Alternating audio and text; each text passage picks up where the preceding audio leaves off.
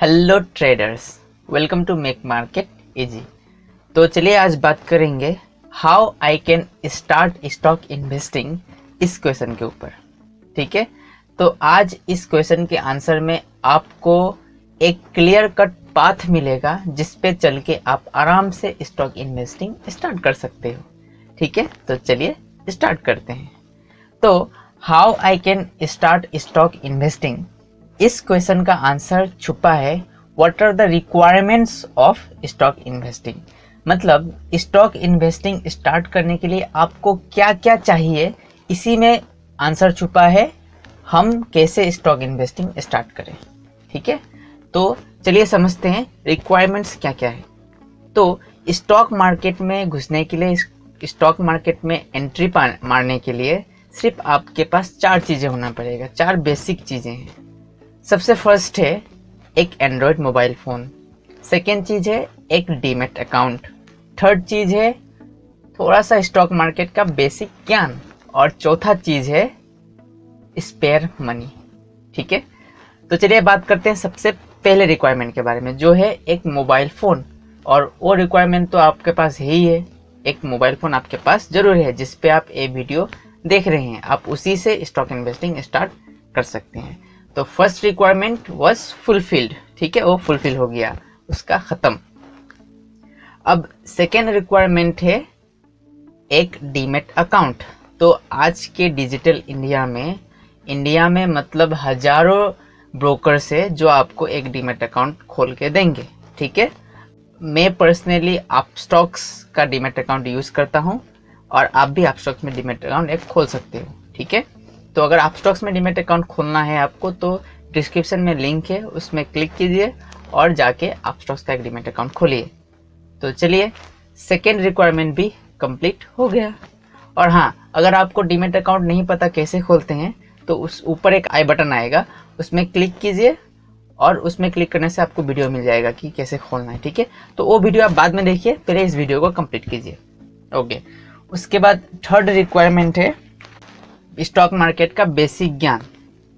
और stock market का basic ज्ञान पाने के लिए भी आपके पास साधन है यूट्यूब, है कि नहीं। अगर आप सर्च करोगे स्टॉक मार्केट तो आपको ना एक से एक धुरंधर टीचर आ जाएंगे सिखाने के लिए, जो बैठे हैं ऑलरेडी यूट्यूब में वीडियो डाल के, जे आओ मेरे से सीखो, है कि नहीं। तो स्टॉक मार्केट का जो बेसिक ज्ञान है वो भी आराम से आप यूट्यूब से ले सकते हो। There is no problem on that. Okay, तो आपका थर्ड रिक्वायरमेंट भी फुलफिल हो गया। देखो, तो ये थ्री रिक्वायरमेंट्स जो है ये बहुत ही आसान रिक्वायरमेंट्स है और आप इसको बहुत ही आसानी से फुलफिल कर सकते हो। अब बात करते हैं फोर्थ नंबर रिक्वायरमेंट के बारे में, जो सबसे इम्पोर्टेंट है। ठीक है, तो स्पेयर मनी।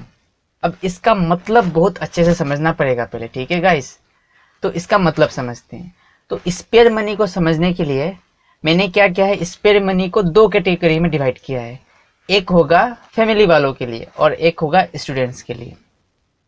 तो चलिए बात करते हैं फैमिली वालों के लिए। ठीक है, तो सपोज कोई एक बंदा है, या सपोज आप ही का मंथली इनकम सपोज 10,000 रुपीज़ है, और आपका फैमिली का जो खर्च है, आपका और आपका फैमिली दोनों का मिला के जो खर्च होता है वो महीने का 8,000 रुपीज़ होता है, और आप इनकम कर रहे हो 10,000 रुपीज़, तो महीने में 2,000 रुपये का 2,000 रुपीज़ का सेविंग हो रहा है। ठीक है, तो इसमें आप क्या कीजिए, इस 2,000 रुपीज़ में से 1,500 रुपीज़ बैंक्स में सेविंग कीजिए फॉर इमरजेंसी पर्पज़ के लिए। इमरजेंसी कोई आ गया तो उसके लिए 1,500 रुपये आप बैंक में जमा कीजिए, और कुछ फ्यूचर प्लान्स के लिए। ठीक है, और जो 500 रुपया बचेगा एक्स्ट्रा, ठीक है, जो 500 रुपया बच गया सेविंग्स खर्च करने के बाद, सेविंग करने के बाद, उसके बाद जो 500 रुपया बच गया, उस 500 रुपये को आप बोल सकते हैं स्पेयर मनी, और उसी को आप लगाएंगे स्टॉक मार्केट में, अदरवाइज नहीं।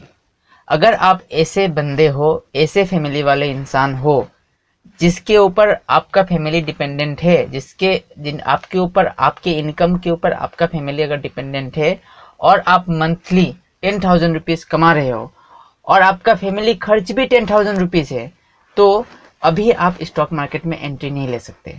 आप पहले फोकस कीजिए अपने काम में, अपने जॉब में, उसको थोड़ा बेटर कीजिए और एक ज़्यादा और थोड़ा सा ज़्यादा इनकम करने का ट्राई कीजिए। अगर आप 10,000 रुपीज़ आपका खर्च है तो आप मिनिमम ट्राई कीजिए कि आप 12,000 रुपये कमाएं, जिसमें से जो एक्स्ट्रा 2,000 आपको मिलेगा उसमें भी 1,500 रुपीज़ बैंक में जमा करना है। उसके बाद जो स्पेयर मनी बचेगा 500 रुपीज़, उसी को स्टॉक मार्केट में लगाना।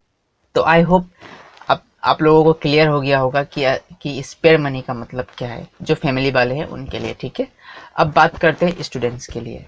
तो स्टूडेंट्स, अगर आप स्टूडेंट हो और आप अभी तक मेरा वीडियो देख रहे हो, तो मैं आपको बोलना चाहूँगा this is the right time for you to start stock market. ठीक है, इससे अच्छा टाइम आपको नहीं मिलेगा स्टॉक मार्केट में एंट्री लेने के लिए, क्योंकि आप स्टूडेंट हो गाइस।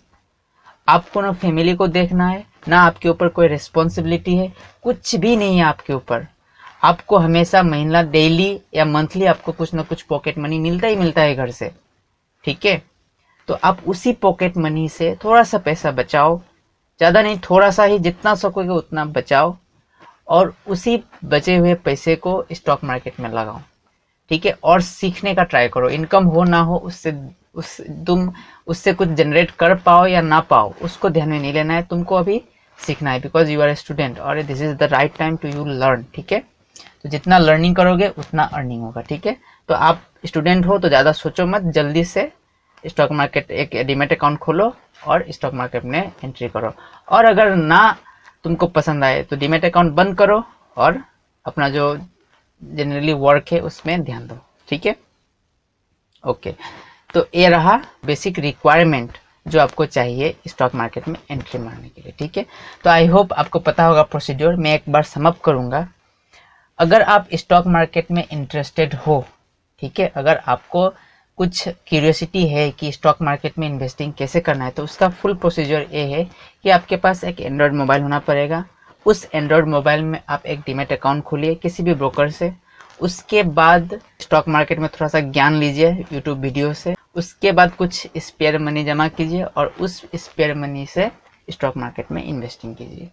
ठीक है, अब जो सेकेंडरी बात है, अब अगर आपको ये बात समझ में आ गया और अगर आप बेसिक्स ऑफ स्टॉक मार्केट जब सीखने लगोगे तो आपको ये भी पता चल जाएगा कि स्टॉक्स कैसे खरीदना है, कैसे बेचना है, सब पता चल जाएगा। लेकिन स्टॉक मार्केट क्या है, इट्स लाइक मैथ्स। आप जब तक खुद से प्रैक्टिस नहीं करोगे तब तक आपको समझ में नहीं आएगा।